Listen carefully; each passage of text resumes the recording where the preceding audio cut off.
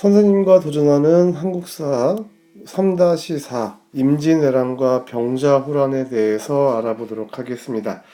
자, 임진왜란은요, 임진년에 일본이 쳐들어와서 일어난 전쟁을 임진왜란이라고 합니다. 자, 임진왜란 전의 상황을 좀 보게 되면요, 조선의 경우에는 건국 이후에 오랫동안 평화를 누리게 됩니다. 그러다 보니까 군사 수가 상대적으로 많지 않고 군사력이 약해져 있었습니다. 하지만 일본은 도요토미 히데요시가 일본을 통일하면서 전국에서 전쟁을 계속하다 보니까 군사력이 굉장히 높아진 상황이었어요. 거기에 그 높아진 군사력을 가지고 한반도와 중국을 정복하겠다는 야욕을 품고 있었습니다. 명나라는요, 정치적으로 혼란하게 되었고, 그러다 보니까 황제의 권위가 약해지고 나라가 흔들리고 있었습니다. 자, 이런 이유로 인해서 임진왜란이 발발하게 됩니다. 임진왜란 전쟁의 전개 과정을 보게 되면요, 일본의 조선 침략부터 먼저 보도록 하겠습니다. 일본은 조선에게 명으로 가는 길을 내어달라며 부산으로 쳐들어오게 됩니다. 이것이 바로 임진년 1592년에 발생하는 임진왜란의 시작이 되겠습니다. 조총으로 무장한 일본군은요, 순식간에 동래성을 함락하게 되고요. 그리고 이런 소식을 듣게 된 선조와 신하들은 궁을 버리고 북쪽으로 피난을 가게 됩니다. 그 후 얼마 후 한양이 적에게 함락되게 됩니다. 자, 이렇게 되자 조선은 명의 지원군을 요청을 하는데요. 일본군이 평양과 함경도까지 침략하게 되자 선조는 명나라에 지원군을 요청합니다. 자, 그런 전쟁 와중에 휴전을 하게 되는데요. 다행히 이순신 장군의 활약으로 보급로가 끊기게 된 일본, 또 조선과 명나라의 연합군, 그리고 의병에 의해서 일본이 패하게 되자 휴전을 제의하게 되고요. 3년간 휴전 협상이 이루어지지만 제대로 된 협상은 이루어지지 않습니다. 자, 이렇게 물러나 있던 일본이 다시 쳐들어오는 게 1597년인데 이것을 정유재란이라고 부릅니다. 자, 그리고 나서 노량해전에서 패한 일본이 완전히 물러나게 되면서 7년에 걸친 긴 전쟁이 끝나게 됩니다. 자, 임진왜란에서 그래서 조선이 승리할 수 있었던 이유는 바로 이순신 장군이라고 하는 위대한 위인이 있었기 때문이죠. 자, 이순신을 중심으로 한 수군의 활약을 보게 되는데요. 먼저 이순신은요, 전쟁에 대한 대비를 철저히 했습니다. 식량과 군함을 갖추고 무기를 보강하면서 언제 있을지 모르는 외적의 침입에 대비하고 있었습니다. 자, 옥포에서 바로 이순신 장군이 첫 승리를 거두게 되는데요. 이후에 잇따른 해전에서 모두 승리하면서 임진왜란의 그런 방향을 조선이 승리하는 쪽으로 바꾸게 됩니다. 흐름을. 자, 승리할 수 있었던 이유는 뛰어난 전술과 화포, 그리고 거북선과 판옥선 등이 승리의 비결이었습니다. 특히 한산도 대첩에서는 하객진 전법이라는 엄청난 전술을 써서 큰 승리를 거두게 됩니다.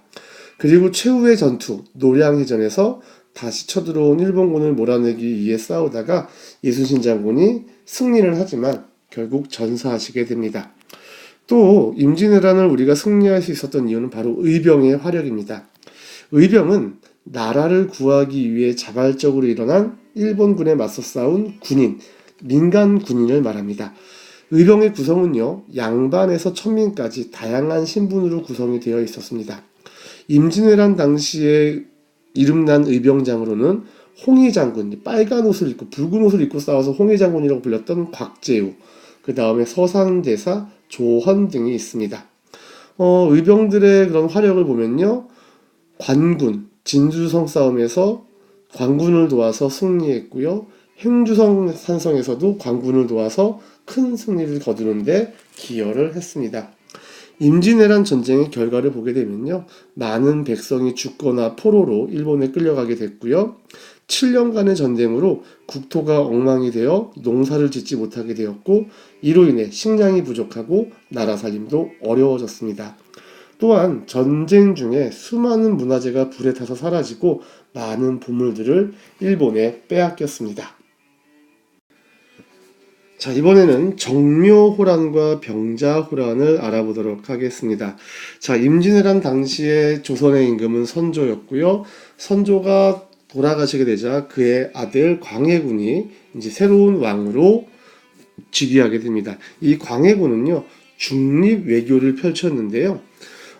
당시 세계 정세를 보면, 주변 정세를 보면 명나라의 국력이 약해지자 여진 세력이 자신들의 세력을 키워서 후금이라는 나라를 세우고 명을 공격하기 시작합니다. 자, 이때 명나라가 조선에 군사를 요청해요. 우리가 임진왜란한테 도와줬으니까 이번엔 너희가 우리 좀 도와줘. 이때 광해군은요, 아무리 보아도 명이 후금에게 질 것 같다는 생각을 했기 때문에 명과 후금 사이에서 중립 외교를 펼칩니다. 하지만 인조 반정으로 광해군이 왕위에서 물러나게 되면서 중립 외교를 반대하던 신하들이 정권을 잡게 되었고, 결국 명나라를 돕게 되면서 정묘호란과 병자호란이 일어나게 됩니다. 정묘호란은 1627년에 일어난 전쟁인데요. 인조가 명나라를 섬기고 후금을 멀리하자 후금이 군사를 이끌고 조선에 쳐들어옵니다. 그 결과 전쟁에서 진 조선은 후금과 형제 나라로 지내기로 약속을 하고 전쟁을 끝내게 됩니다. 하지만 조선이 여전히 명과 관계를 유지하면서 후금을 멀리하자 1636년 병자호란이 발발하게 됩니다. 이때 후금은 나라 이름을 청으로 바꾸고 조선을 침략하게 되는데요. 자, 청나라가 쳐들어온다는 이야기를 들은 인조와 신하들은 남한산성으로 피신하게 됩니다. 자, 남한산성으로 피신한 신하들은요, 둘로 나뉘게 되는데, 끝까지 싸울 것을 주장하는 편과 청나라와 화해할 것을 주장하는 편으로 나뉘게 됩니다. 결국 엄청난 군사력의 차이에 의해서 조선은 삼전도에서 청나라에게 굴욕적인 항복을 하게 되고요. 바로 이때 인조가 청해 황제에게 9번 삼고구례라고 해서 3번 무릎 꿇고 9번 절하는 그런 치욕을 당하게 됩니다. 자, 이 병자호란으로 인한 결과를 보게 되면요, 조선과 청이 신하와 임금관계를 맺는 나라로 바뀌게 돼요. 원래 처음에는 형제 나라로 지내자고 했는데 그 약속이 지켜지지 않자 병자호란이 일어났고, 결과 조선이 청과 신하 관계, 신하와 임금, 조선이 신하, 청이 임금이 되는 관계를 맺게 됩니다. 그리고 청나라가 원하면 언제든지 지원군을 보내기로 약속을 하죠. 자, 그리고 소현세자와 복림대군, 자, 인조의 왕자들인데요. 이 소현세자, 세자였고요. 복림대군, 왕자였는데 이들을 포함한 수많은 사람들이 청나라의 인질로 끌려가게 됩니다.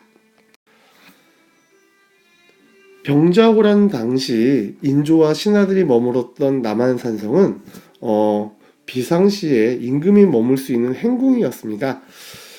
결국 이곳에 피신한 인조는 47일 만에 청나라에게 굴욕적인 항복을 하게 되고요. 아픔이 있는 역사의 현장이 바로 남한산성이 되겠습니다. 이 남한산성은 2014년 세계문화유산으로 등재가 되어 있습니다. 자, 오늘 임진왜란과 병자호란 공부를 했는데요. 핵심 개념 확인 문제 해결해 보겠습니다.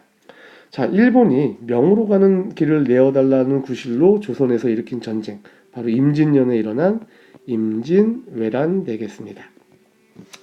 자, 임진왜란 때 옥포해전 등에서 조선 수군을 승리하며 큰 승리를 이끌었던, 조선 수군을 지휘해서 큰 승리를 이끌었던 장군, 이분이 없었다면 임진왜란 때 아주 더 큰 곤욕을 치렀겠죠. 자, 여러분 다 아시는 이순신 장군 되겠습니다. 자, 임진왜란 당시에는요, 이런 수군의 활약도 있었지만 의병장들의 활약도 굉장히 많았다고 했습니다. 의병들의 활약, 특히 의병장 중에서 빨간 옷을 입고 싸웠던 의병 활동을 했던 장군, 그렇죠, 곽재우 장군 기억해 주시면 좋을 것 같고요. 자, 후금이 나라 이름을 청으로 바꾸고 조선에 쳐들어와서 일으킨 전쟁, 바로 병자호란 되겠습니다. 자, 이렇게 조선 중기 임진왜란과 병자호란에 대해서 알아보았습니다. 모두 수고하셨습니다.